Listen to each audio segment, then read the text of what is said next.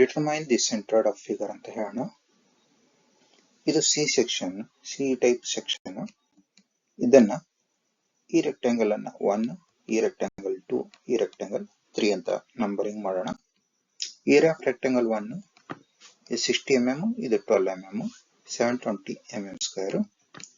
ಇದರ centre y axis ಇಂದ 60/2 30 mm, 30 mm. ಇದರ ಸೆಂಟರ್ x ಆಕ್ಸಿಸ್ ಇಂದ 60/2 30 mm. ಇದರ ಸೆಂಟರ್ x ಆಕ್ಸಿಸ್ ಇಂದ ಇದು 10, ಇದು 128, ಇದು 128 ಮತ್ತು ಇದು 12/2. 10 ಪ್ಲಸ್ 128 ಪ್ಲಸ್ 12/2 ನೋಡಿ 10, ಇದು 10, ಇದು 128, ಇದು 12/2. So 144 mm. ಇದು area two 10 mm into 128 mm, 1280 square mm ಬರುತ್ತೆ. ಎಷ್ಟು? ಇದರ ಸೆಂಟರ್ y ಆಕ್ಸಿಸ್ ಇಂದ 10/2 ಮತ್ತೆ x ಆಕ್ಸಿಸ್ ಇಂದ 10 ಪ್ಲಸ್ 128/2, 10 ಪ್ಲಸ್ 128/2 74 mm. ಇದು 10, ಇದು 128/2 74 mm ಬರುತ್ತೆ. ನೆಕ್ಸ್ಟ್ ಏರಿಯಾ 3 ಇದು 75 mm, ಇದು 10 mm. ಏರಿಯಾ 3 y ಆಕ್ಸಿಸ್ ಇಂದ 75/2 ಮತ್ತೆ x ಆಕ್ಸಿಸ್ ಇಂದ 10/2, 75/2 37.5 mm ಆಗುತ್ತೆ. ಮತ್ತೆ y ಆಕ್ಸಿಸ್ ಇಂದ 10/2 5 mm ಆಗುತ್ತೆ. ನೆಕ್ಸ್ಟ್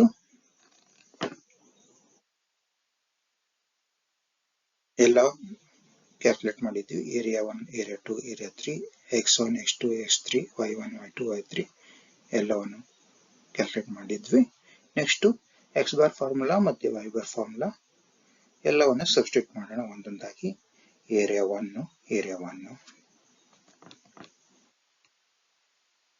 ಇಲ್ಲಿ ಮತ್ತೆ ಇಲ್ಲಿ a1. Next x1, x1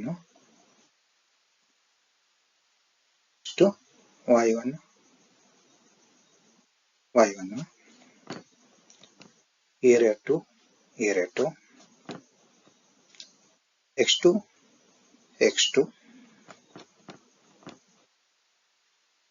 area 2, area 2 y2, y2 area 3, area 3, area 3, area 3 750, 750